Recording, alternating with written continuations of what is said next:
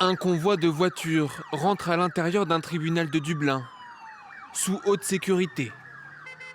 Dans un des véhicules se trouve Daniel Kinahan. Âgé de 49 ans, cet Irlandais est le chef présumé d'un puissant cartel du crime organisé international. Il vivait depuis près de 10 ans aux Émirats arabes unis. Arrêté en avril à Dubaï sous mandat d'arrêt irlandais, il vient d'être extradé dimanche vers son pays. Je tiens à rendre un hommage tout particulier à nos forces de police, ainsi qu'au ministre de la Justice pour les résultats obtenus dans la lutte contre le crime organisé, menés avec une grande efficacité. Une opération également saluée par le ministre de la Justice irlandais qui remercie les Émiratis pour leur coopération. L'extradition d'aujourd'hui, rendue possible grâce à l'excellent travail de nos forces de police, envoie un message clair.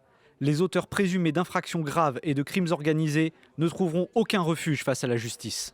Avec cette extradition, c'est un poids lourd d'un groupe connu sous le nom de mafia irlandaise qui tombe dans les filets de la police.